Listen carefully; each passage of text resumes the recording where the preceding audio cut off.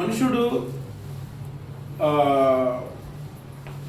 నెమ్మదిగా బ్రతకాలని, లేకపోతే ఇది యోగ్యమైనటువంటిది భూమి అని దేవుడు తన యొక్క ఆలోచనలో చేసినటువంటి మేరకు ఈ భూమిని ఎలాగ తాను డిజైన్ చేసినటువంటి రీతిలో భూమిని సృష్టించాడు దేవుడు.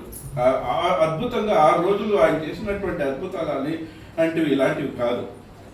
సూర్యుని యొక్క గోళము మనకి వెలుగునిచ్చడానికి ఆయన చేసినటువంటి ఆ సూర్యుని దగ్గరికి ఎవరు పోలేము. కానీ ఇప్పుడు మనుషులైనటువంటి మనము అయితే ఆ సూర్యుని ద్వారా మనకు వచ్చేటువంటి ఆ కిరణాల ద్వారా మనం బ్రతకాలని దేవుడు ఎంతో జ్ఞానముతో, అందుకే ఆయన సర్వజ్ఞానము, ఎంతో జ్ఞానముతో ఆయన ఈ భూమిని సృష్టించినటువంటి దాన్ని మనం చూస్తాం. ఈ భూమిని అంతటినీ చేయడానికి కారణం ఏంటంటే మనుషులైనటువంటి మన కొరకు.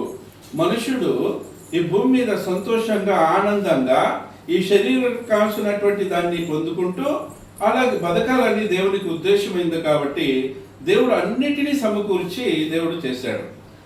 చేసిన తర్వాత దేవుడు సృష్టిని చేసిన తర్వాత భూగోళంలో మానవుణ్ణి తయారు చేయాలనేటువంటిది ఆయన యొక్క సంకల్పంలో ఉంది. కాబట్టి ఎందుకంటే ఆయన సంకల్పం ఏంటి అనేటువంటి దాన్ని గమనించినట్లయితే రోమీయులకు రాసిన పత్రిక 8వ అధ్యాయంలో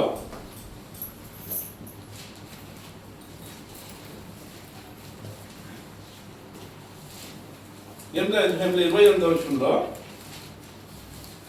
దేవుని ప్రేమించే వారికి అనగా ఆయన సంకల్పం చొప్పున పిలువబడిన వారికి మేలు కలుగుటకై సమస్తమును సమకూడి జరుగుతున్నవని ఎరుగుదుము. ఆయన సంకల్పం చొప్పున పిలువబడిన వారికి మేలు కలుగుటకై సమస్తమును సమకూడి జరుగుతున్నవి అని ఎరుగుదుము అన్నాడు. కాబట్టి పిలువబడినటువంటి మనకు, అంటే ఆయన సంకల్పించినటువంటి మనకు సమస్తమును సమకూడి జరగాలని సృష్టిలో ప్రతి ఒక్క దాన్ని తాను డిజైన్ చేసినటువంటి రీతిగా మనుషుడికి ఏ కొదవ లేకుండా బతకాలని సృష్టిని చేశాడు. సృష్టిని చేసిన తర్వాత ఆయన ఆలోచన మేరకు దేవుడు ఏం చేస్తాడంటే ఒక మనిషిని తయారు చేయాలనేటువంటిది ఆయనకు ఉద్దేశం. కాబట్టి ఆయన ఒక మనిషిని తయారు చేయడానికి ప్రారంభిస్తున్నాడు. ఎలాగ తయారు చేశాడు మనుషుల్ని అనేటువంటి దాన్ని గమనించినట్లయితే దేవుడు సృష్టిని చేసినటువంటి విధానమే వేరే, నిన్ను నన్ను చేసినటువంటి విధానమే వేరే. ఎందుకంటే సృష్టిని మాట ద్వారా చేశాడు. అయితే నిన్ను నన్ను అనేటువంటి దాన్ని గమనించినట్లయితే ఆదికాండము 2వ అధ్యాయము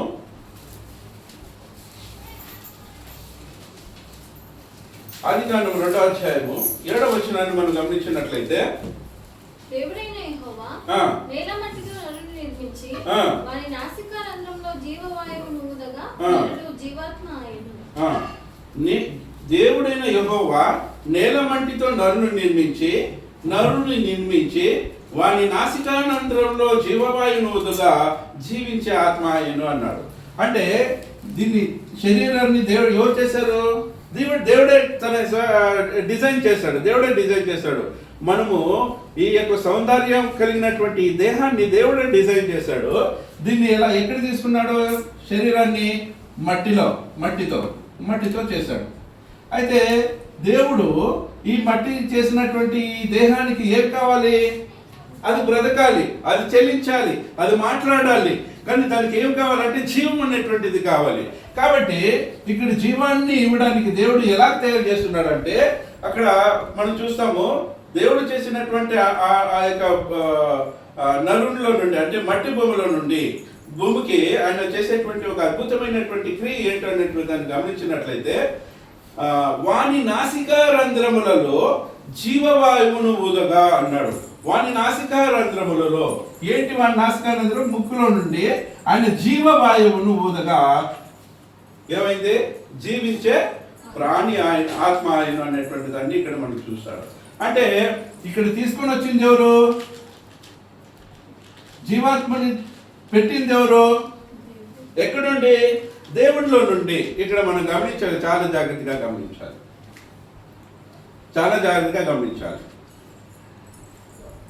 ఇక్కడ యేసుక్రీస్తు ప్రభువారా తండ్రి అయినటువంటి దేవుడు.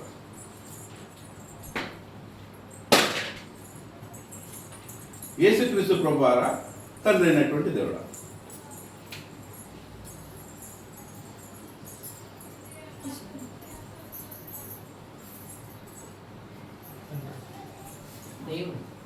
ఇక్కడ యెహోవా అని ఉంది.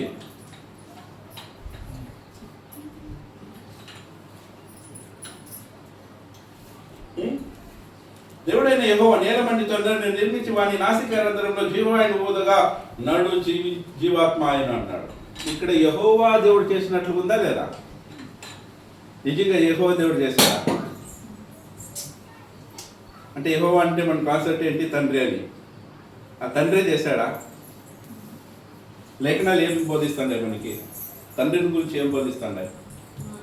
ఏ కాలం అయినానో ఎప్పుడైనానో ఆయన చూడలేదు, ఆయన మాట అవునా కదా? నిజంగా దేవుడు పరలోకం ఉన్నటువంటి తండ్రి మాట్లాడింటే ఇక్కడ ఆయన మాట ఆయన చేశాడా? దానికి ఏంటంటే ఎఫెసీ పత్రిక 3వ అధ్యాయము, ఎఫెసీ పత్రిక 3వ అధ్యాయము 8వ వచనం. దేవుడు మన ప్రభు అయిన క్రీస్తు యేసునందు చేసిన నిత్య సంకల్పము చొప్పున, దేవుడు తండ్రి ఎవరి ద్వారా చేశాడు ఈ సంకల్పాన్ని? అప్పుడు ఇది చేసింది ఎవరు? జీవాన్ని ఊదింది ఎవరు? యెహోవాగా జీవాన్ని ఊదింది ఎవరు? యేసుక్రీస్తు.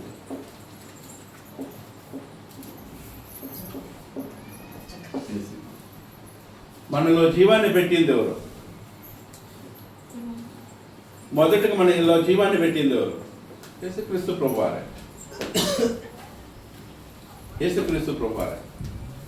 ఎందుకంటే మొట్టమొదటి ఆదాము నుండి జీవం పెట్టినటువంటి దేవుడు యేసుక్రీస్తు ప్రభువారు దేవుడు చేసినటువంటి నిత్య సంకల్పం ప్రకారంగా ఈ నిత్య సంకల్పంలో యేసుక్రీస్తు ప్రభువారే ఈ యొక్క ఆకారాన్ని ఇచ్చి, ఈ ఆకారంలో దేవుడు జీవాన్ని అంటే యెహోవా జీవాన్ని ఊది జీవించేటువంటి ఆత్మగా చేసినటువంటి దాన్ని మనం చూస్తాం.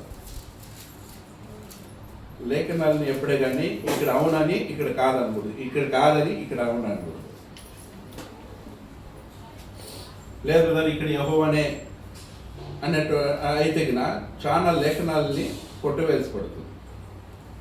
కలపడానికి తీయడానికి నేను అవకాశము ఎవరికి ఇయ్యను అన్నాడు. మీరు ఎలాగ అర్థం చేసుకుంటారో అదే మనం అర్థం చేసుకోవాలి.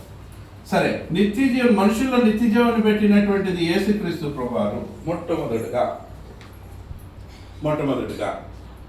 సరే, మనమందరం ఆ నిత్య జీవం అనేటువంటి దాంట్లో ఒక మనుషునికి పెట్టినటువంటి ఈ నిత్య జీవంలో మనమందరం కూడా యావత్ భూమి మీద వచ్చినటువంటి వారుగా ఉన్నాను ఒక్క మనుషుల ద్వారానే.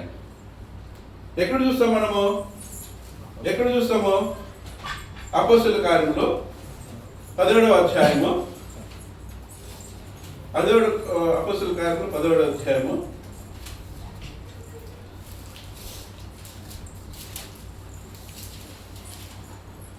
26వ వచనం. మరియు యావత్ భూమి మీద కాపురమునుటకు ఆయన ఒకరి నుండి ప్రతి జాతి మనుషులను సృష్టించి ఒకరి నుండి దేవుడు ఎలా డిజైన్ చేశాడు? అబొమ్మను చేశాడు. ఈ శరీరంలోనే ప్రతి దాన్ని తీసుకొని అబొమ్మను చేసి అబొమ్మని దీంట్లో ఇంకే చేశాడు. లేకపోతే ఈ స్టేట్మెంట్ రాంగ్ అయిపోతుంది. వేరే జీవాన్ని ఊదించినట్లయితే ఈ స్టేట్మెంట్ రాంగ్ అయిపోతుంది. ఒక మనిషి నుండి యావత్ మీద కాపురం ఉండేటక్క అని ఇక్కడ మాట్లాడినటువంటి స్టేట్మెంట్ రాంగ్ అయిపోతుంది. దేవుడు ఎలా చేశాడని మనకు వివరించలేదు, కానీ ఎలా పెట్టాడని వివరించలేదు, కానీ ఈ స్టేట్మెంట్ ప్రకారంగా ఆదాము నుండే ఆ జీవాన్ని తీసుకుంటారు. కాబట్టి ఒక మనిషి నుండి యావత్ భూమి మీద కాపురం ఉండటకు అని మాట్లాడతాడు. ఆదాము నుండే మనం అందరం కలిగినటువంటి వారము అనేటువంటి దాన్ని. కాబట్టి ప్రతి ఒక్కరికి జీవాన్ని ఇచ్చేటువంటిది ఎవరు? యేసుక్రీస్తు ప్రభువారే. ఈ జీవాన్ని మనమందరం కూడా పొందుకున్నటువంటి వారుగా ఉన్నాము. కాబట్టి దేవుడు ఒక మనిషిని ఎలా సృష్టించాడు? యథార్థవంతునిగా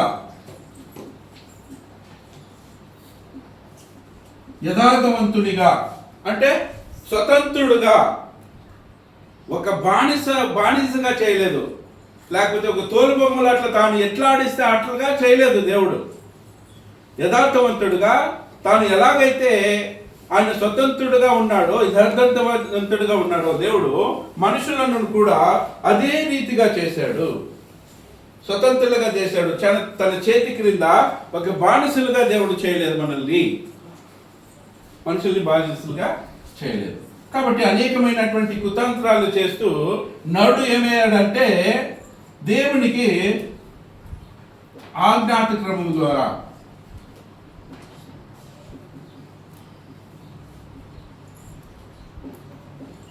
దేవునికి దూరమయ్యారు.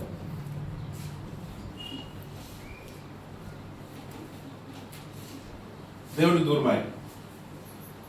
మనం చేసేటువంటి తప్పిదాల కోసం, మనం చేసేటువంటి అబద్ధాలు, దేవునికి విరుద్ధంగా నడిచినటువంటి ఆదాము అవ్వ యొక్క స్టోరీ మనకు అందరికీ తెలుసు. కాబట్టి నువ్వు ఈ యొక్క ఏదైనా వనములో ఉన్నటువంటి ప్రతి వృక్ష ఫలమును నువ్వు నిర్భంతరముగా తినవచ్చును, అయితే మంచి చెడ్డల తెలివినిచ్చి ఈ వృక్ష ఫలమును మాత్రం నువ్వు తినకూడదు అని చెప్పినటువంటి రీతిగా దేవుడు ఆజ్ఞను మీరి దేవుని యొక్క స్వతంత్రతను ఉపయోగించి దేవుడు చెప్పినటువంటి మాటను పక్కన పెట్టి ఇతరుడు అంటే సాధారణ చెప్పినటువంటి మాటని ప్రాధాన్యతనిచ్చి ఇక్కడ ఇద్దరు తప్పు చేసినట్లు మనము చూస్తాం.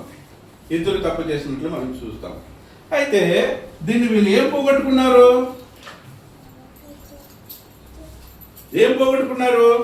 నిత్య జీవాన్ని పోగొట్టుకున్నారు. అంటే దేవుడిచ్చినటువంటి ఒక సన్నిహితమైనటువంటి సంబంధాన్ని, దేవుని దగ్గర ఉన్నటువంటి సంబంధాన్ని వీళ్ళు పోగొట్టుకున్నారు. దేవుడు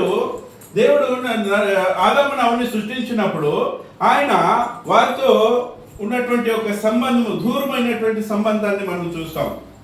కాబట్టి ఈ దూరమైనటువంటి సంబంధాన్ని తిరిగి దేవుడు ఇవ్వాలనే ఆలోచన కలిగి ఉన్నాడు. జీవాన్ని అంటే ప్రాణం మాత్రమే ఉంది, జీవం అనేటువంటిది లేదు. తప్పు చేసినటువంటి ప్రతి ఒక్క విషయంలోనూ దేవునికి దూరమైనటువంటి వారు ఏమన్నా అంటే జీవం లేనటువంటి వారు మీరు అన్నారు. ప్రకటన గ్రంథంలో 3వ అధ్యాయంలో మాట్లాడితే ఏమంటున్నారంటే 3వ అధ్యాయంలో ప్రకటన గ్రంథంలో సంఘమేమో ఉంది, వాళ్ళు పేరుకు మాత్రం బ్రతికి ఉన్నారు. అయితే వాళ్ళు ఎలా ఉన్నారంటే మృతులుగా ఉన్నారు అన్నారు. 1వ అధ్యాయం 1వ వచనంలో సాదీసులో ఉన్న సంఘపు దూతకు ఇలాగు రాయము, 7 నక్షత్రములను దేవుని 7 ఆత్మలను గలవాడు చెప్పు సంగతులను ఏమనగా, నీ క్రియలను నేను ఎరుగుదును, ఏలైనగా జీవించుచున్నావన్న పేరు మాత్రం ఉన్నది కానీ నీవు మృతుడవే అనేటువంటి రీతిని ఇక్కడ తెలియజేస్తున్నాడు. సంఘం ఉంది, ఎలాగుంటారు? దేవుడు ఇష్టపడినటువంటి రీతిగా జీవము లేనటువంటి సంఘము, ప్రాణము లేనటువంటి సంఘము అని అక్కడ చెప్పబడుతుంది. భూమి మీద ఉన్నటువంటి ప్రతి ఒక్కరు దేవుడు ఆజ్ఞాపించినటువంటి క్రమాన్ని వదిలి, దేవుడు చెప్పినటువంటి క్రమాన్ని వదిలి దేవుడికి వ్యతిరేకమైనటువంటి పనులు చేస్తూ దేవుడు ఇచ్చినటువంటి ఈ జీవాన్ని పోగొట్టుకున్నటువంటి వారు ఈ భూమి మీద చాలా మంది ఉన్నారు. అలాంటి పరిధిలో దేవుని సువార్తను విని విశ్వసించి వచ్చినటువంటి కొంతమంది బాప్తిస్మం తీసుకున్నటువంటి వారు తిరిగి మనము నిత్య జీవాన్ని పొందుకున్నటువంటి వారు, జీవాన్ని పొందుకొని దేవునికి దగ్గరయ్యి దేవుని యొక్క సన్నిధానానికి వచ్చి దేవుణ్ణి మరుపరిచేటువంటి బిడ్డలుగా కొద్ది మందిగానే ఈ భూమి మీద మనం ఉన్నామనేటువంటి దాన్ని మనం గమనించాలి. మనము ఏ భేదములు లేదు, అందరూ పాపం చేసి దేవుడు అనుగ్రహించేటువంటి మహిమను పొందలేకపోతున్నాము అనేటువంటి దాన్ని మనం గమనించినట్లయితే ఒక మనుష్యుడు, ఏ మనుషుడు కూడా తనకు ఉన్నటువంటి స్వతంత్రతను అతను ఆ స్వతంత్రతను దేవుని చెప్పినటువంటి కార్యాలకు ఉపయోగించుకోకుండా, ఆజ్ఞలకు ఉపయోగించుకోకుండా, అంటే దేవుడు చెప్పినటువంటి దానికి ఉపయోగించుకుంటే ఆయన దేవుని మహిమని పొందలేకపోతున్నాడు అనేటువంటి దాన్ని ఇక్కడ మనం అందరూ గమనించవలసినటువంటి రీతిగా ఉన్నాం.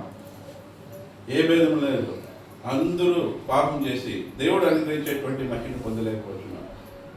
అదే రోమపత్రికలు ఏమంటాడంటే ఒక్కడును లేడు, నీతివంతుడు ఒక్కడును లేదు, అందరూ త్రోవ తప్పి పనికి మాలిన వారేరి అన్నాడు.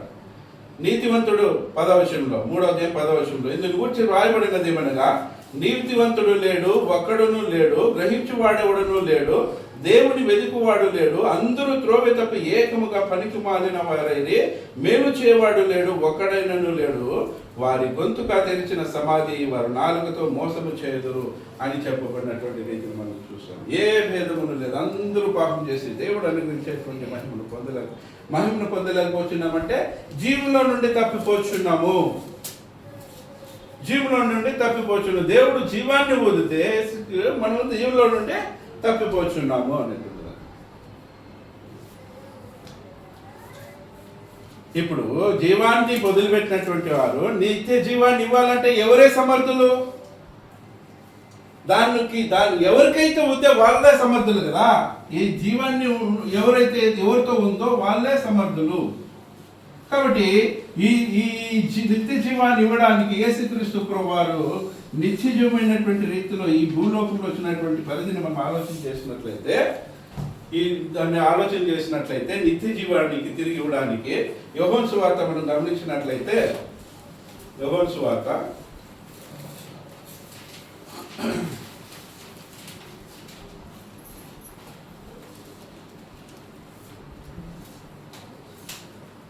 1వ అధ్యాయం 4వ వచనంలో ఆయనలో జీవముండెను. ఎవరిలో? క్రీస్తులో శరీరధారి వచ్చినటువంటి యేసుక్రీస్తులో ఏముంది? అంటే మొదటగా జీవాన్ని ఇచ్చినటువంటిది ఆయనే అయినట్లయితే ఇక్కడ మనుష్య రూపంలో వచ్చినటువంటి ఆయనలో ఏముందంటే జీవం ఉంది. ఆ జీవము మనుషులకు వెలుగై ఉండను అనేటువంటి దాన్ని ఇక్కడ మనం చూస్తున్నాం. ఆ జీవము ఎవరిలో ఉంది? జీవము అంటే ఎవరిలో జీవం ఉంటుందో ఆయన జీవాన్ని ఇవ్వగల సమర్థుడు. జీవం లేనటువంటి వాడు జీవుని ఇవ్వడానికి సాధ్యం అంటే ఈ భూమి మీద జీవం కలిగినటువంటి వ్యక్తి ఎవరు లేదు, ఇచ్చేటువంటి వ్యక్తి ఎవరు కూడా లేరు అనేటువంటి దాన్ని మనం గమనించాలి. రెండో విషయాన్ని గమనించినట్లయితే 11వ అధ్యాయంలో 25వ వచనంలో మనం చూసుకున్నట్లయితే 11వ అధ్యాయము 25వ వచనం.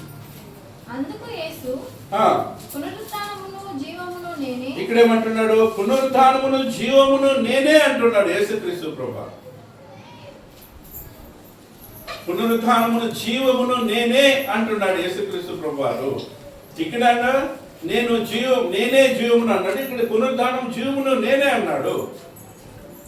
అంటే నిత్య జీవాన్ని ఇచ్చేటువంటి కెపాసిటీ ఎవరికి ఉందని చెప్పబడుతుంది ఇక్కడ బైబిల్ గ్రంథంలో. ఎవరిలో ఉందో వాళ్ళు ఇవ్వగలరు, లేనటువంటి వారు ఇవ్వడానికి సాధ్యం కాదు. అప్పుడు యేసుక్రీస్తు ప్రభువు లేఖనాల ద్వారా ఏం తెలియజేస్తున్నాడంటే, నేను నిత్య జీవం కలిగినటువంటి వాడిని, నాలో ఏముందంటే నిత్య జీవం ఉంది. నాలో ఏముంది? నిత్య జీవం ఉంది అని ఇక్కడ 25వ వచనంలో మాట్లాడుతున్నాడు. 14వ వచనం 6వ వచనంలో ఏమంటున్నాడు? నేనే సత్యమును జీవమును, నా ద్వారా తప్ప ఎవడును తండ్రి యొద్దకు రాడు అంటున్నాడు. సత్య మార్గము ఆయనే, సత్యము ఆయనే, జీవము ఆయనే, నేనే అంటున్నాడు. నేనే అంటే ఆయనలో ఏముంది? జీవం ఉంది. కాబట్టి ఆ జీవము మీరు పోగొట్టుకున్నారు. ఎలా పోగొట్టుకున్నారు? దేవుడిచ్చినటువంటి క్రమాన్ని తప్పారు, దేవుని ఆజ్ఞని మీరారు. మీరినటువంటి వారు దేవుని యొక్క జీవాన్ని మీరు పోగొట్టుకున్నారు. కాబట్టి తిరిగి ఆ జీవం నీకు కావాలంటే ఎవరి ఎద్దుకు వెళ్ళాలి? క్రీస్తు ఎద్దుకు వెళ్ళాలి. ఆయన దగ్గర జీవం ఉంది కాబట్టి ఆయన దగ్గరకు మనం వెళ్ళాలి అనేటువంటి దాన్ని ఇక్కడ మనం గమనించాలి. ఒకసారి మనము 1వ యోహాను 5వ అధ్యాయాన్ని తీసుకున్నట్లయితే 1వ యోహాను 5వ అధ్యాయము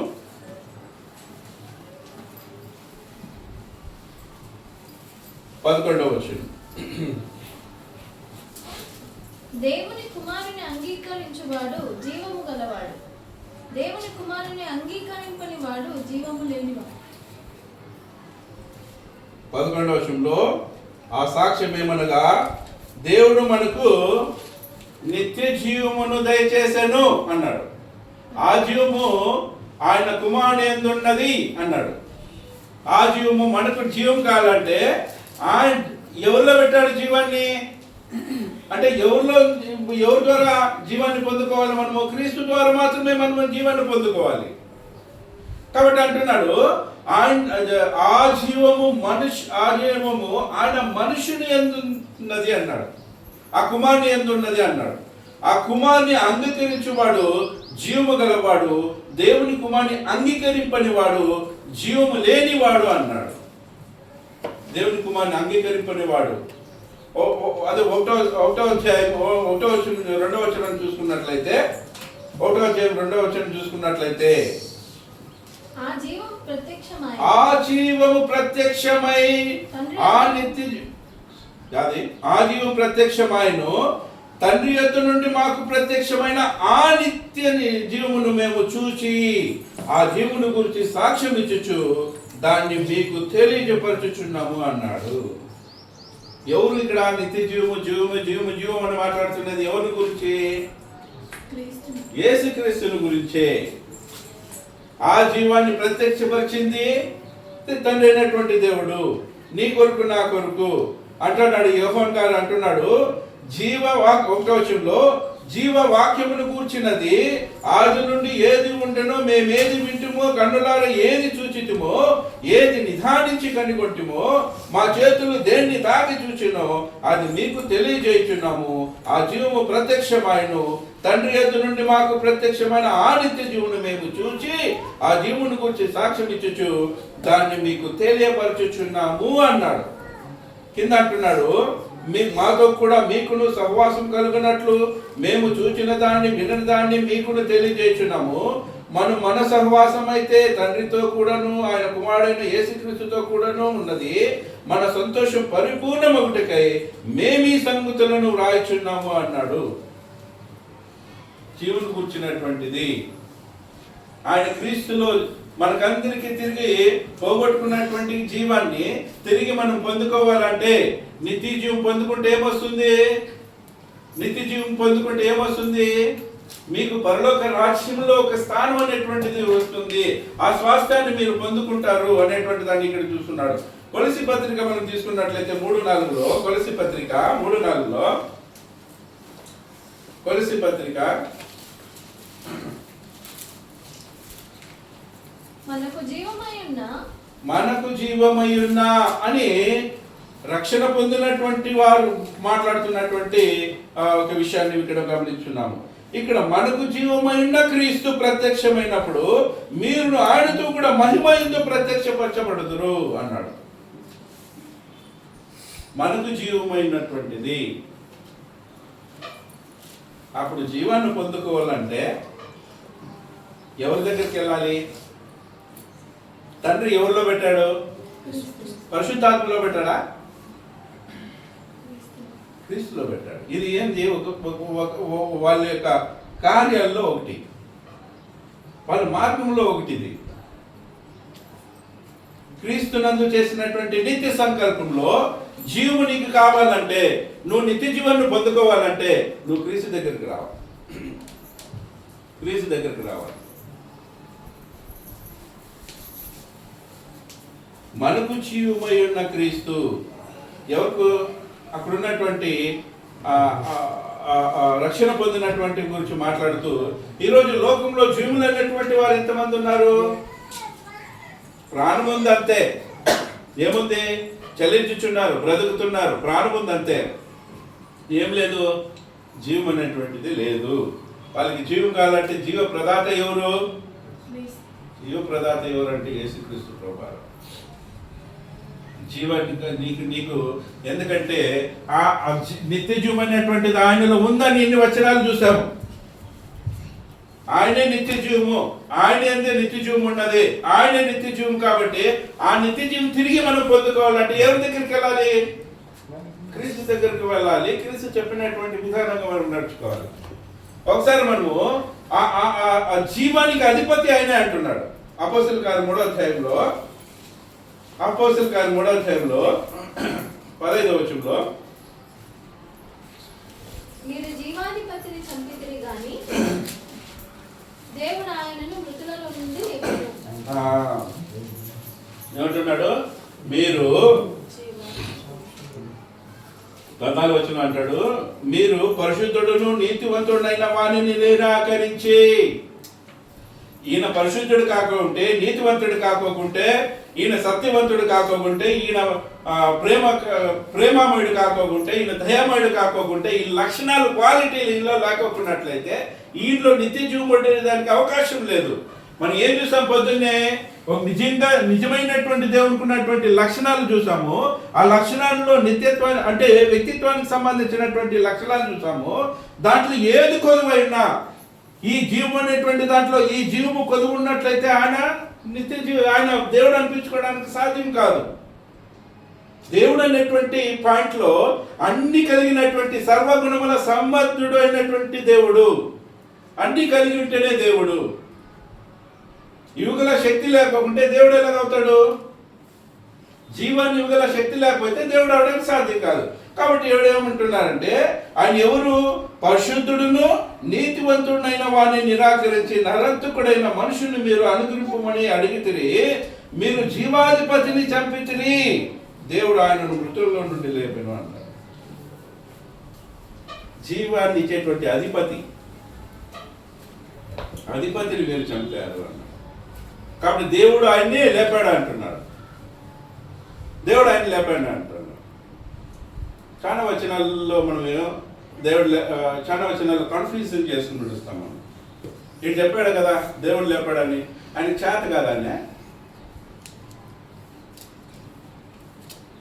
ఈ వచనాలు చేసి ఆయన చేత కాదు, ఆయన లేపేది చేత కాదు, దేవుడు లేపాడు కాబట్టి దేవుడి గొప్పవాడు, తండ్రి గొప్పవాడు, కుమారుడు గొప్పవాడు కాదనేటువంటి టైటిల్కి వచ్చేస్తాం. 24వ వచనంలో ఏముందో చూడండి. అపోస్తల కార్యములు 2వ అధ్యాయం 24వ వచనంలో, మరణము ఆయనను బంధించి ఉండుట అసాధ్యము అన్నాడు. టైటిల్ ఫస్టే చెప్పేశాడు, మరణము ఆయనను బంధించుట అసాధ్యము. ఎందుకంటే వాళ్ళ యొక్క కార్యాల్లో ఏదేది ఎలా జరగాలనేటువంటిది ముందుగానే నిర్ణయించబడినటువంటిది. కాబట్టి దేవుడు ఆయన లేపాల శరీరంలో ఆయన మరణం పొందాడు కాబట్టి వాళ్ళ ప్లాన్ ప్రకారంగా లేపాలనేటువంటి ఇది ఉంది. కాబట్టి ఆయన లేపాడు. కాబట్టి మరణం ఆయనను బంధించుట అసాధ్యము కనుక దేవుడు మరణ వేదములను తొలగించి ఆయనను లేపెను. ఆయన మరణించి అలాగే వెళ్ళిపోయినట్లయితే నీకు నాకు రక్షణ ఉందా? నీకు నాకు నిత్య జీవం ఉందా? కానీ మీరు జీవాధిపతిని చంపితిరి, దేవుడు ఆయనను మృతుల్లో నుండి లేపెను, అందుకు మేము సాక్షులము అంటున్నాడు. ఎవరు సాక్షులు? అపోస్తులు. మేము సాక్షులము అనేటువంటి దాన్ని ఇక్కడ తెలియజేస్తున్నాడు. జీవాధిపతిని మీరు చంపితిరి, జీవాన్ని ఇచ్చేటువంటి అధిపతిని మీరు చంపి, దాని కొరకే వచ్చాడు ఆయన. దాని కొరకే వచ్చాడు. వీళ్ళు ఏం చేస్తున్నారు వీళ్ళకి తెలీదు, నైనా వీళ్ళని క్షమించు అన్నాడు. ఆయన మరణించడానికి వచ్చాడు. నీ కొరకు నా కొరకు నిత్య జీవాన్ని ఇవ్వడానికి. ఆయన చనిపోతేనే నిత్య జీవం నీకు నాకు. ఆ నిత్య జీవం దేంట్లో పెట్టాడంటే ఆయన చిందించినటువంటి పరిశుద్ధమైనటువంటి రక్తంలో మనకి నిత్య జీవాన్ని పెట్టాడు. దాంట్లో ఏముంది? ప్రాణం ఉంది. ఆ ప్రాణంలో మనకి ఏంటంటే నిత్య జీవము. ఆ నిత్య జీవనం మనం పొందుకోవాలనేటువంటి ఉద్దేశంలోనే ఆయన ఈ భూమి మీద ఆయన జీవాధిపతి అయినటువంటి ఆయన మరణించి తిరిగి రేచినటువంటి దాన్ని మనం చూస్తాం. ఆది కాండంలో 1వ అధ్యాయం 26వ వచనంలో జీవాన్ని పెట్టినటువంటి ఆయన ఈ రోజు మనకు జీవాన్ని ఇవ్వడానికి ఆయన శరీరధారిగా ఈ లోకం రావడం అనేటువంటిది జరిగింది. నిజంగా మనుషులైనటువంటి మనకి నిత్య జీవం కావాలంటే పరలోకం నుండి తథాస్తు అంటే అయిపోతుంది కదా.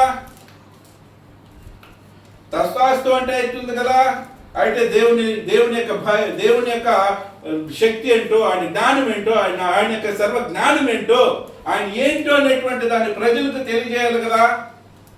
అప్పుడు అంటే ఈ సాతాను యొక్క మాట విని ఏ శరీరం ద్వారా నువ్వు పాపం చేసావో అదే శరీరం ద్వారా నేను జీవించి అదే పాపాన్ని అధిగమించి అంటే అదే పాపాన్ని చేయకోకుండా నిందారహితుడుగా, పరిశుద్ధుడుగా, నీతివంతుడుగా ఈ భూమి మీద నేను జీవించి పరిశుద్ధమైనటువంటి రక్తాన్ని నీ కొరకు చిందించి అందరూ కూడా నాలాగా జీవించవచ్చు, పరిశుద్ధులుగా నీతిగా జీవన పొందుకొని జీవించవచ్చు అనేటువంటి దాన్ని ఈ శరీరంని దాల్చుకొని నేను చూస్తానని యేసుక్రీస్తు ప్రభువారు వచ్చినటువంటి విధానాన్ని మనం చూడగలం.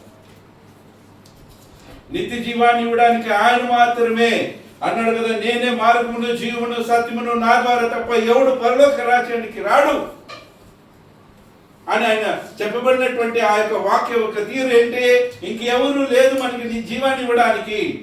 ఈ భూమి మీద మహానుభావులు అనబడినటువంటి ఏ వ్యక్తి ఇక్కడ జీవాన్ని ఇవ్వడానికి సాధ్యం కాదు.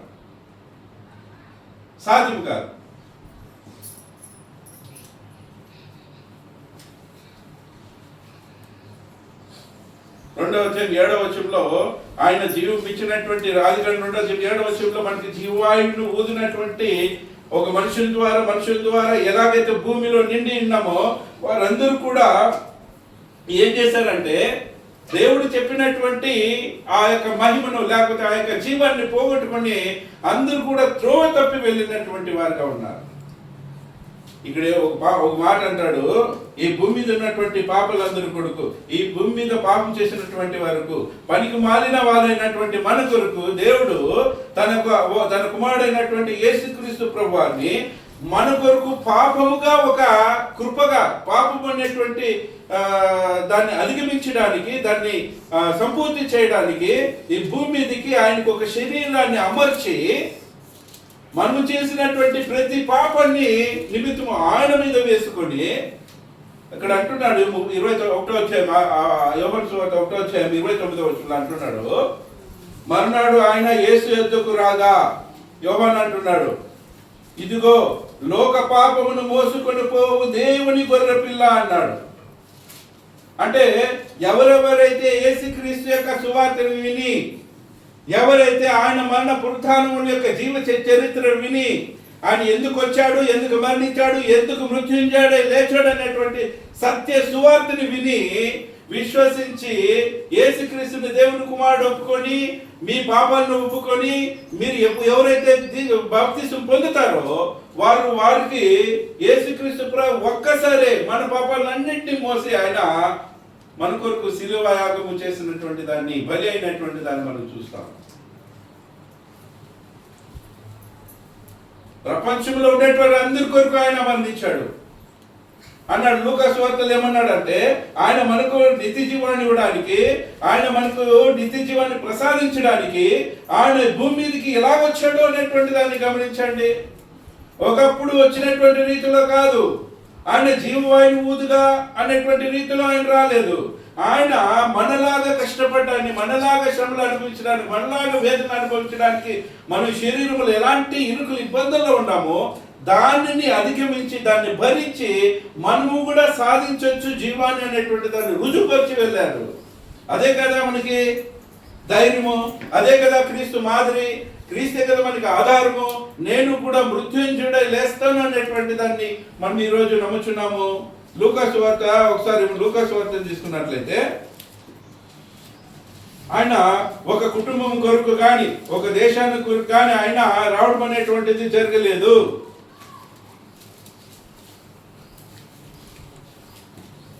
2వ అధ్యాయం 8వ వచనంలో ఆ దేశంలో కొందరు గొర్రెల కాపర్లు పొలములో ఉండి రాత్రి వేళ ఆ మందును కాచుకొనుచుండగా ప్రభువు దూత వారి ఎద్దుకు వచ్చి నిలిచి ప్రభువు మహిమ వారితో ప్రకాశించినందున వారు మిక్కిలి భయపడింది. అయితే ఆ దూత భయపడుకుడి, ఇదిగో ప్రజలందరికీ కలుగుబోవు మహా సంతోషకరమైనటువంటి సువర్తమానము నేను మీకు తెలియజేయుచున్నాను అన్నాడు.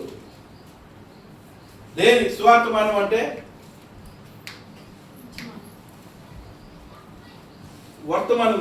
సువర్తమానం అంటే నువ్వు ఏదో స్థితిలో ఉన్నావు, నువ్వు ఏదో ప్రమాదంలో ఉన్నావు, నువ్వు భయంకరమైనటువంటి స్థితిలో ఉన్నావు కాబట్టి నువ్వు విడిపించబడాలని, విమోచించబడాలని, ఆ స్థితిలో నుండి బయటికి రావాలని ఆయన మన కొరకు ఎలాగ వచ్చాడంటే సువర్తమానమైనటువంటి దాని ద్వారా మనకి వచ్చినటువంటి దాన్ని ఇక్కడ మనం చూస్తున్నాము.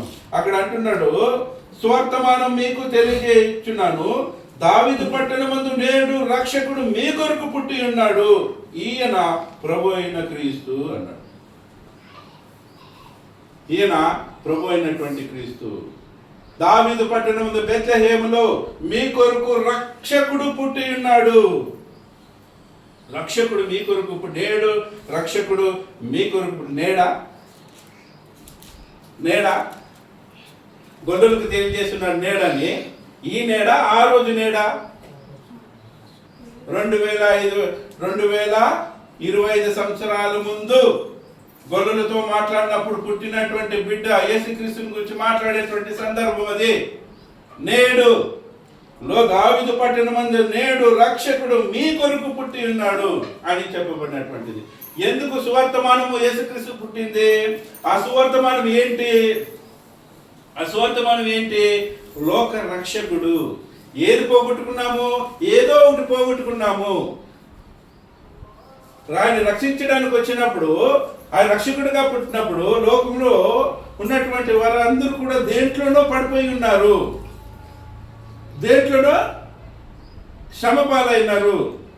ఆ ఐగుప్తులో ఎలాగైతే ఆ ఐగుప్తు బానిసత్వంలో వాళ్ళు సతమతం అవుతున్నారో, ఈరోజు ఆ రోజుల్లో అక్కడి నుంచి ఈ రోజు వరకు భూమిలో ఉన్నటువంటి ప్రతి ఒక్కరు కూడా ఈ లోకాచారాలు, లోకమైనటువంటి ఆశలను అనుభవిస్తూ, దాన్ని చేస్తూ, లోకంలో ఉన్నటువంటి ప్రతి ఒక్క దాన్ని అనుభవిస్తూ మన దేవునికి దూరమైనటువంటి మరణ ఛాయ స్థితిలో ఉన్నటువంటి మన కొరకు యేసుక్రీస్తు ప్రభువారు వచ్చినటువంటి దాన్ని తెలియజేస్తున్నారు.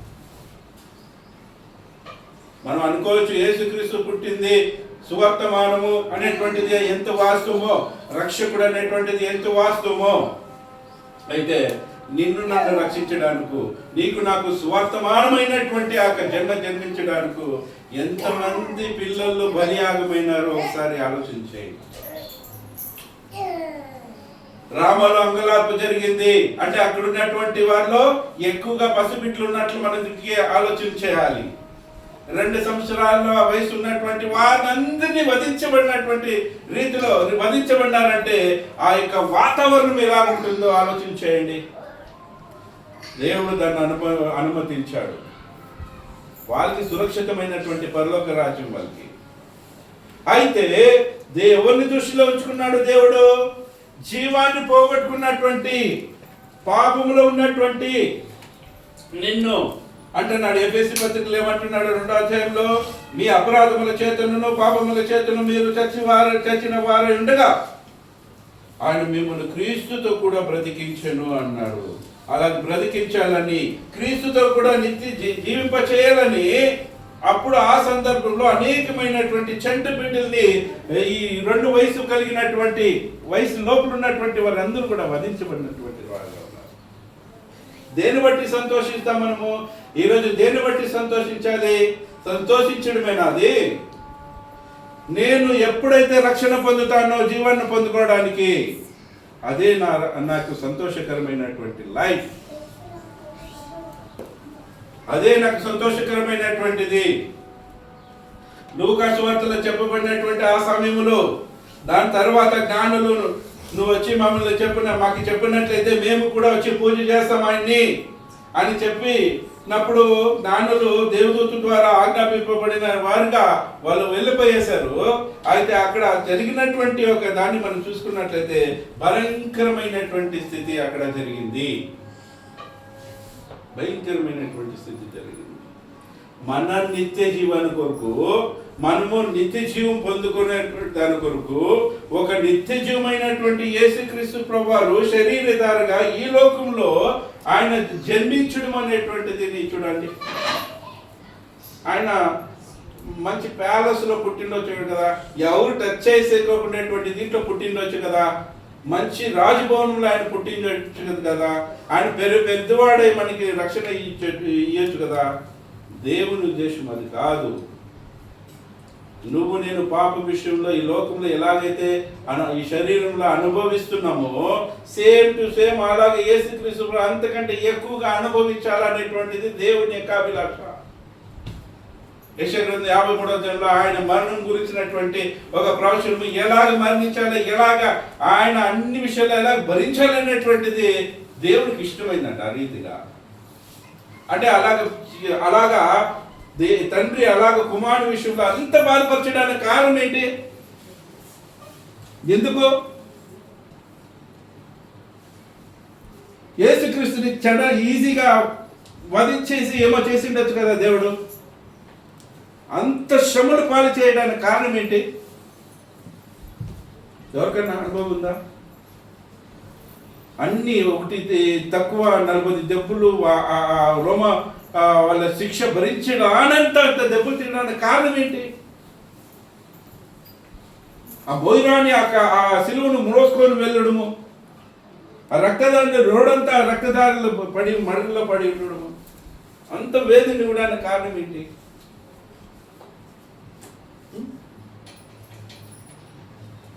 మనము చేసినటువంటి పాపాల ద్వారా మనము దేవునికి ఎంత దూరం ఉంటావు?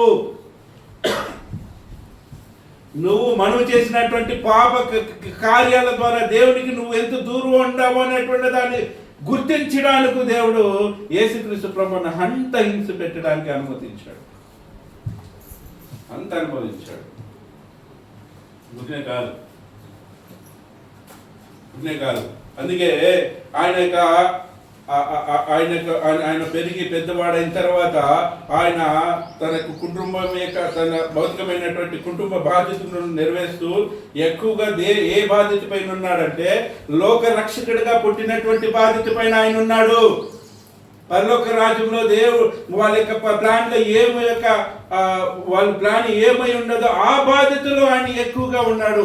ఆయన 12 ఏళ్ళ ఆయన దేవాలయానికి వెళ్ళినప్పుడు పాగుటి అనేకమైనటువంటి శాస్త్రంతో పరిశీలనతో మాట్లాడేటప్పుడు వీళ్ళు పాగుటిపోయినారు అని ఆయన మాట్లాడేటప్పుడు అప్పుడు అంటున్నాడు కదా, నేను నా తండ్రిలో పనిలో ఉన్నానని మీకు తెలీదా? ఎందుకు పని ఉండాలా?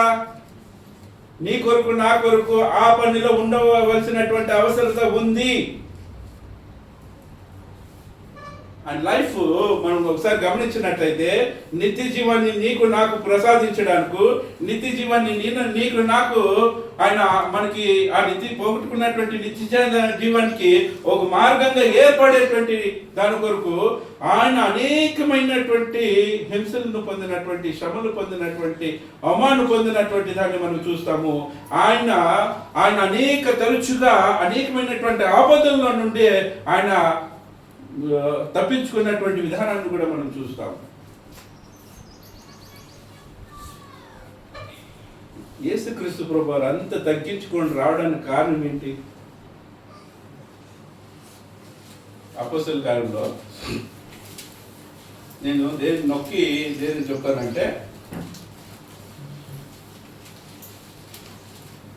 అపోస్తలుల కార్యంలో 2వ అధ్యాయంలో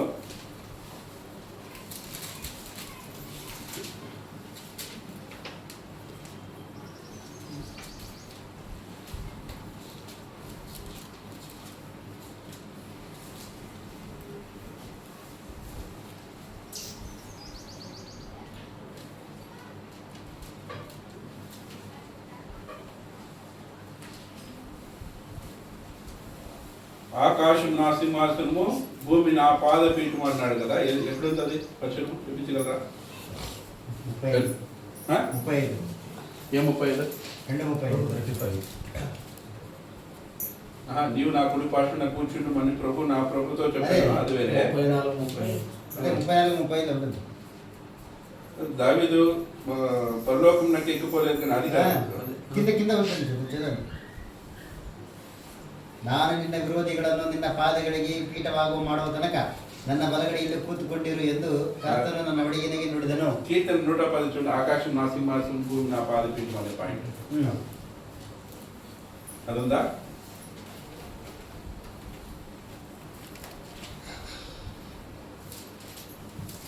ఆకాశం నా సింహాసనం, భూమి నా పాదపీఠం అనేటువంటి పాయింట్ నేను చెప్పాను. అది వాక్యం ఉందిలేండి. ఉందా లేదా? ఉంది కదా.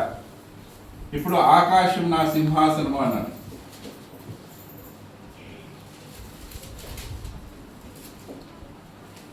భూమి ఆయన పాదపీఠం. 7:49 అపోస్తలుల కార్యము 7:10. సరే వేసుకోండి. 49.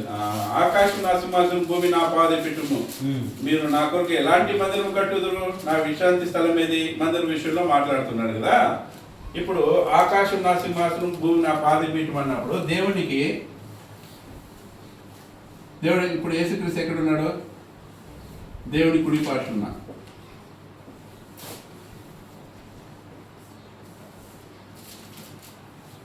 ఈ విషయం ఏంటి చెప్తున్నా అంటే యేసుక్రీస్తు ప్రభువారు దేవుని దృష్టికి, యేసుక్రీస్తు దృష్టికి భూమి ఎలాగుంటుంది? ఆయన పాదపీఠం అన్నప్పుడు ఆయన పాదపీఠం అని అలాగా తీసుకున్నట్లయితే ఎలాగుంటుంది భూమి ఆయనకి? దాంట్లో మనం ఎలాగుంటాము? అవునా కదా?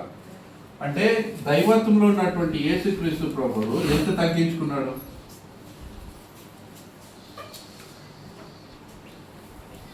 ఎంత తగ్గించుకున్నాడు?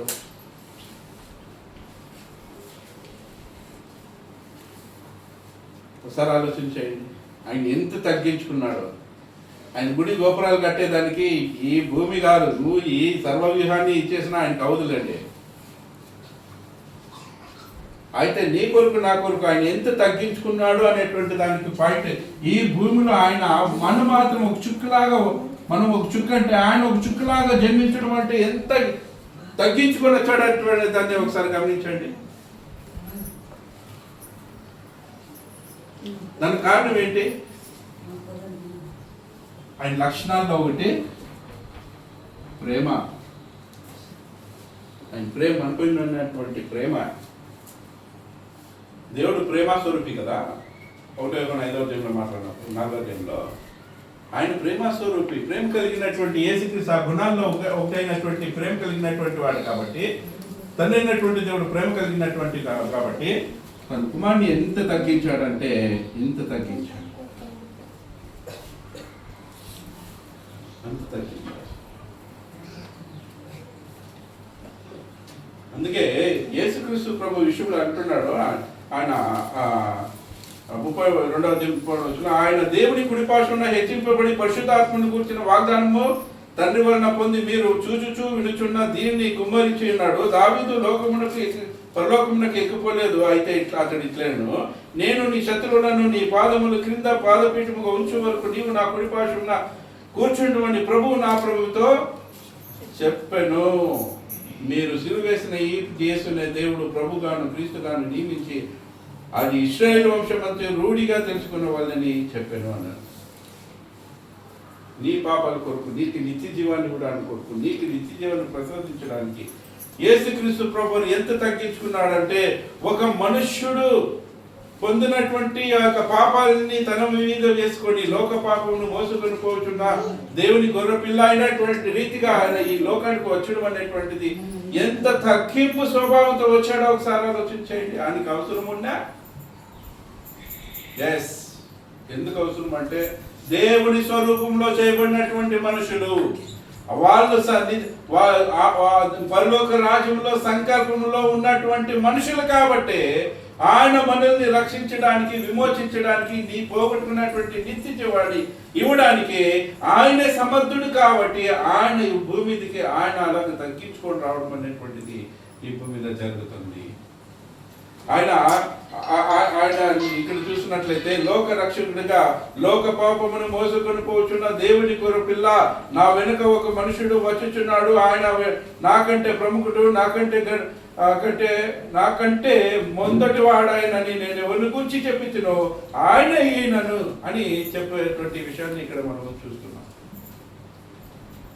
కాబట్టి నేనే మార్గమును సత్యమును జీవమును అనేటువంటిది ఆయన నేనే జీవమైనాను, నేనే జీవము, నేనే జీవాధిపతి అయినప్పుడు దీనికి జీవాన్ని ఇచ్చేటువంటి రైట్ పర్సన్ ఎవరు?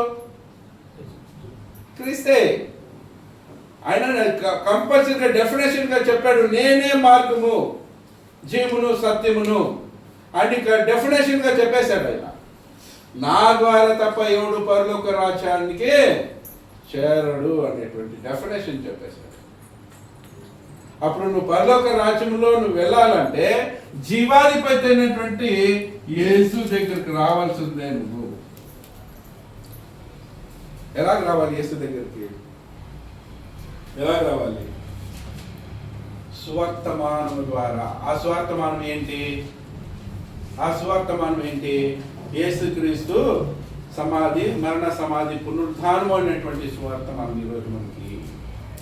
ఆ రోజు సువార్తమానం యేసు లోక రక్షకుడిగా మన కొరకు ఆయన పుట్టి ఉన్నాడు, మన యొక్క పాపముల కొరకు ఆయన బలియాగం అయ్యే ఉన్నాడు, అలాగయ్యి మనకి నిత్య జీవాన్ని ప్రసాదించడానికి ఆయన వచ్చాడనేటువంటి దాన్ని మనం చూసుకున్నట్లయితే ఈరోజు మనకి ఆ సువార్తమానం ఏంటంటే ఆయన లేఖనముల ప్రకారంగా మరణించను, సమాధి చేయబడను, 3వ జన్మన లేఖన ప్రకారంగా లేచును అనేటువంటిది ఈరోజు మనకి అది సువర్తమానము, నిత్య జీవాన్ని ఇచ్చేటువంటి సువర్తమానము అనేటువంటి దాన్ని మనం గమనించాలి. దాన్నే కదా విన్నాం మనము.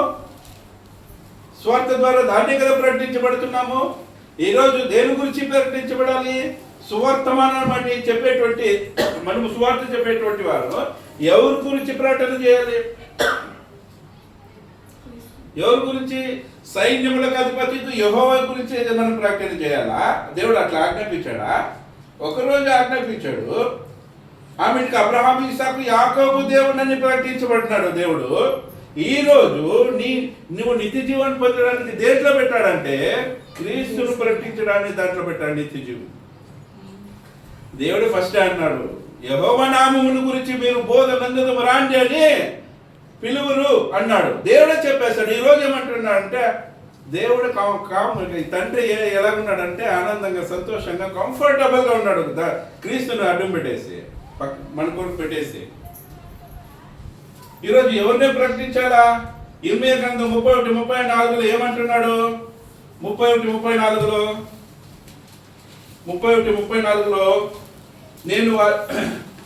నేను కొత్త నిబంధన దినముల గురించి మాట్లాడుతున్నాడు. 31లో ఇదిగో ఇశ్రాయేలుతోను యూదా వారితోను కొత్త నిబంధన చేయ దినములు వచ్చుచున్నవి. ఇదే యెహోవాకు ఐగుప్తు దేశం నుండి వారిని రప్పించుంటే నేను వారిని చేయి పట్టుకున్న దినమున వారి పితరులతో నేను చేసిన నిబంధన వంటిది కాదు. నేను వారి పట్టిమిట్టినైనను వారు ఆ నిబంధన భంగము చేసుకుని ఇదే యెహోవాకు ఈ దినములైన తర్వాత అంటున్నాడు. ఈ దినములైన తర్వాత రాబోయే దినములో కొత్త నిబంధన చేయ దినములు వస్తాయి. ఆ దినాల్లో ఇశ్రాయేలు వారితో యూదా వారితో చేయబడిన నిబంధన ఇదే. వారి మనసులలో నా దినమని ఉంచేదను, వారి హృదయముల మీద దాన్ని వ్రాసేదను. యెహోవాకి ఇదే. నేను వారికి దేవుడనయ్యుందును, వారు నాకు ప్రజలు. వారి మరి ఎన్నడను యెహోవాను గురించి బోధనందుకు రండని అని తమ పొరుగు వారిని కానీ తమ సహోదరులకు కానీ ఉపదేశము చేస్తారంట. అప్పుడు దేవుడు తగ్గించబడుతున్నాడా? తండ్రి దేవుడు తగ్గించబడుతున్నాడా? లేదు. ఇక్కడ ఏమంటారంటే బోధ చేయరు, నేను వారి దోషములను క్షమించి వారి పాపములను ఇంకెన్నడికి జ్ఞాపకం చేసుకున్నాను. అల్పులేమి గనులు అందరూ నన్ను ఎరుగుదురు, ఇదే యెహోవాకు అన్నారు. అప్పుడు ఎవరి గురించి బోధ చేయాలంటే నీ కొరకు, నా కొరకు అత్యల్పుడైనటువంటి యేసుక్రీస్తు ప్రభువు ఈ భూమి మీదకి వచ్చి ఎలాగ మరణించాడో, ఎలాగ సమాధి చేయబడ్డాడో, ఎలాగ మృత్యుంజయుడు లేచాడు అనేటువంటి ఎవరిని ప్రకటన చేయాలి? అపోస్తలులు ఎవరు ప్రకటన చేశారు? ఎవరు బోధ చేశారు? అపోలు చేసింది క్రీస్తుని గురించే కదా. ఈ రోజు క్రీస్తుని గురించినటువంటి ప్రకటన లేకోకుండా నిత్య జీవాన్ని మనం పొందుకోగలమంటే అది అసాధ్యమైనటువంటిది. దేవుని వాక్యాన్ని మనం ఉల్లంఘిస్తాము. ఈ క్రీస్తుని కాక వేరే బోధన ఎవరైనా బోధించినట్లయితే, దేవుడు చెప్పినటువంటి వాక్యానికి విరుద్ధంగా మనం నడిచినట్లయితే ఆ వాక్యానికి మనం ఏం చేస్తున్నామంటే చేర్చుచున్నాము, ఎక్స్ట్రా బోధ చేర్చుచున్నాము. దేంట్లో పెట్టేశాడు? క్రీస్తులో పెట్టేశాడు సమస్తాన్ని. నువ్వు నిత్య జీవాన్ని పొందుకోవాలంటే క్రీస్తు నీకు ఉపదేశించబడాలి, క్రీస్తు మీ హృదయంలో వెలిగించబడాలి, క్రీస్తు అనేటువంటి వాక్యము సువార్త మీ హృదయాలకి, మీ తలంపులకు రావాలి. ఆయన ఎలాగ ఈ భూమి మీద జీవించి వెళ్ళాడదు అంటే సువర్తమానమైనటువంటిది అనేటువంటి దాన్ని మనం గమనించాలి. నిత్య జీవమైనటువంటిది అని గమనించాలి. ఈరోజు క్రీస్తు సువార్త లేకపోయినట్లయితే, క్రీస్తు గురించినటువంటి వర్తమానం లేకోకుండా నిత్య జీవాన్ని పొందుకోవడము అనేటువంటిది అసాధ్యమైనటువంటిది. కాబట్టి సోదరులారా, నిత్య జీవానికి యేసే మార్గం, అది సత్యం. అంటే యేసు 100% అది సత్యమే. లోకంలో ఇవ్వబడినటువంటి ఏ నామమున రక్షణ లేదు. కానీ పైన ఆకాశం అందే కానీ, పరలోకం అందే కానీ, భూమి అందే కానీ ఇవ్వబడినటువంటి యేసు నామమునే మీరు రక్షణ పొందగలరు తప్ప వేరే ఏ నామమున మీకు రక్షణ దొరకదు అనేటువంటి దాన్ని ఇక్కడ మనం చూస్తున్నాం. అపోస్తలుల కార్యంలో మనం చూసుకున్నట్లయితే, అపోస్తలుల కార్యంలో 4వ అధ్యాయంలో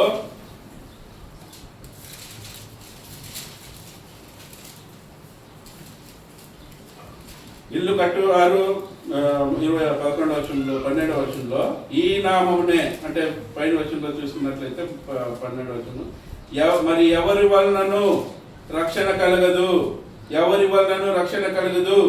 ఈ నామమునే మనము రక్షణ పొందవలనని కానీ ఆకాశము కింద మనుషుల్లో ఇవ్వబడిన మరి ఏ నామమున రక్షణ పొందలేము అన్నాను.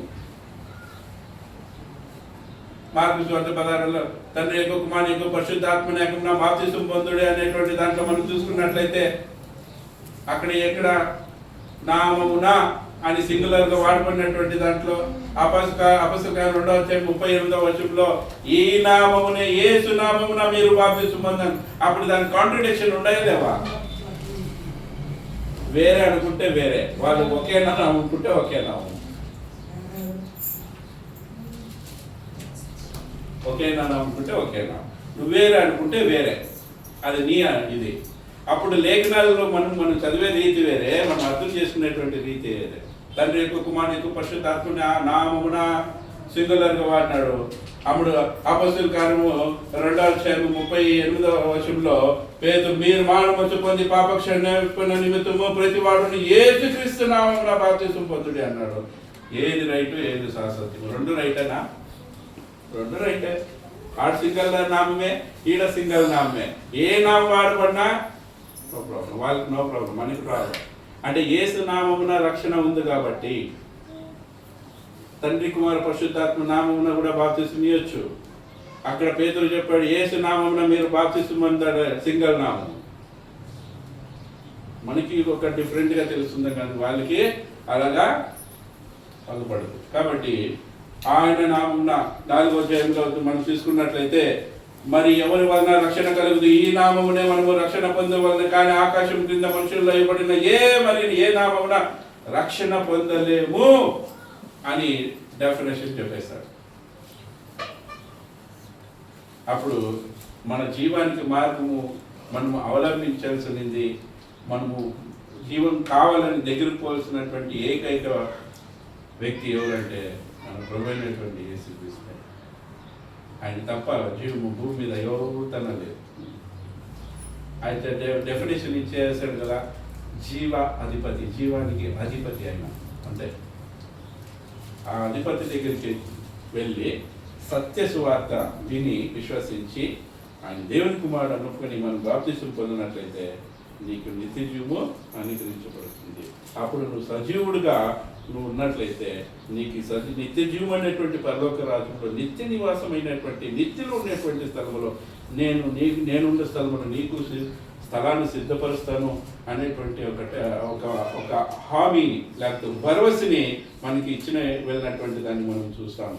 అది చాలా అద్భుతమైనటువంటి విషయం ఏంటంటే, నాకు చాలా అద్భుతమైనటువంటిది యోహాను సువార్త 14వ అధ్యాయంలో నాకు చాలా ఇష్టమైనటువంటిది ఏంటంటే, నా తండ్రి 2వ వచనంలో నా తండ్రి ఇంట అనేక నివాసములు కలువు, లేని ఎడల మీతో చెప్పుదును, మీకు స్థలము సిద్ధపరచ వెళ్ళుచున్నాను,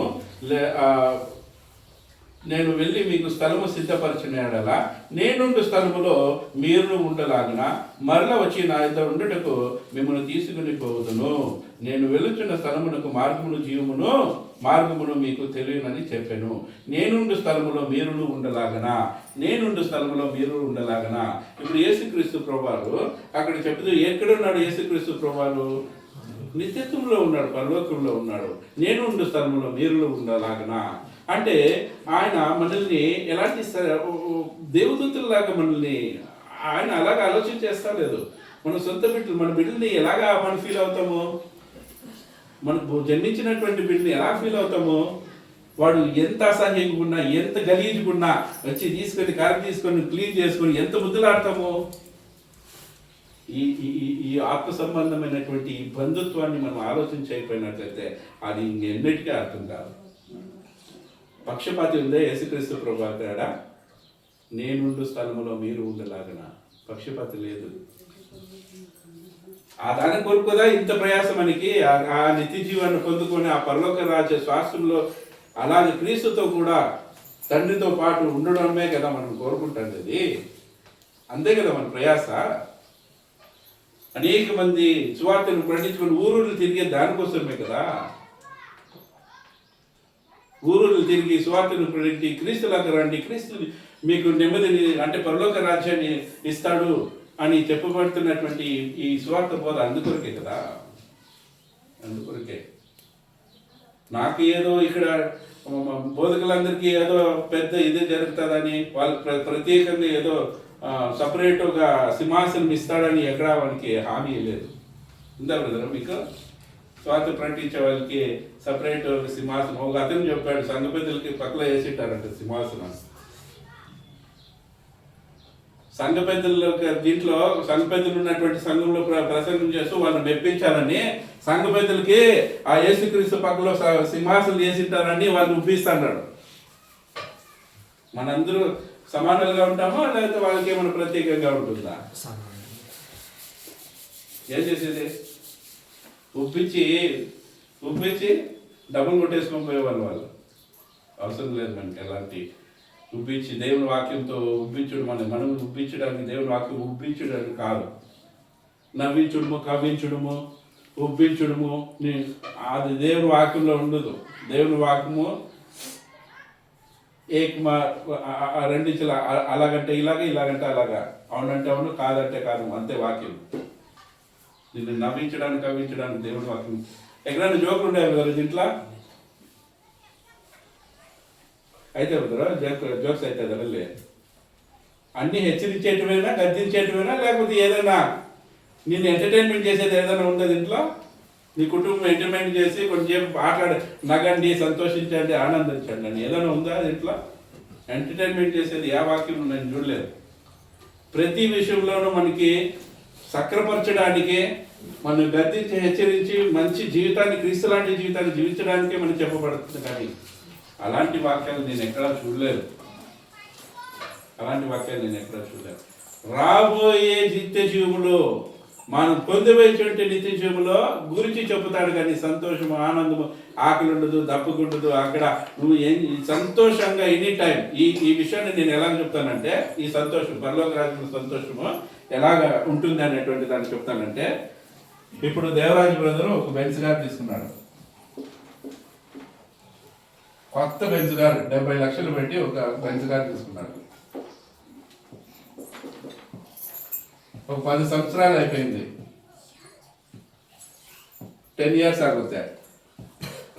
నువ్వు 70 లక్షలు కొత్త కార్ తీసుకున్నప్పుడు ఉన్నటువంటి నీలో ఉన్నటువంటి ఆ సంతోషము, ఆనందము 10 సంవత్సరాలు అయిన తర్వాత తగ్గుతుందా లేకపోతే అలాగే ఉంటుందా?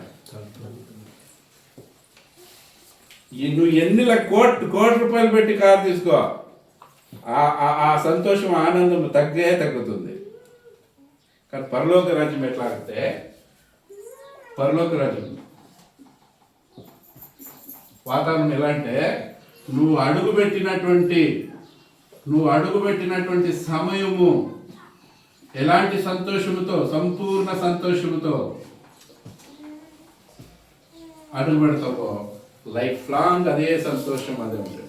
ఉడుగ్గా ఉండి ఫ్యాన్ చల్లగా వచ్చినప్పుడు ఉండేటువంటి ఫీలింగే వేరే, తర్వాత ఆ ఫీలింగ్ చల్ల పడితే వద్దరా ఫ్యాన్ అనేటువంటి ఫీలింగే చేంజ్ అవుతుంది. పరలోక రాజ్యం అలాంటి ఫీలింగ్ ఉండదు. నువ్వు సంపూర్ణంగా ఏ సంతోషంతో, సంపూర్ణమైనటువంటి సంతోషంతో అడుగు పెడతావో ఆ సంతోషం పరిపూర్ణంగా ఉండేటువంటి సంతోషం.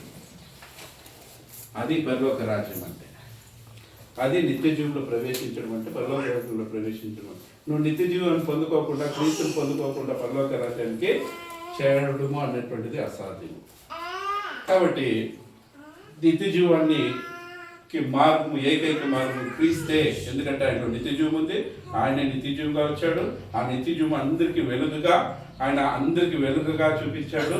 ఆయన హామీ ఇచ్చాడు, నేనే నిత్య జీవము, మార్గమును, సత్యమును, జీవమును, నా ద్వారా తప్ప ఎవడు పరలోక రాజ్యముకే రాడు అనేటువంటి దాన్ని ఆయన తెలియజేశాడు. కాబట్టి ఆయన ఏకైక మార్గము, ఆయనే.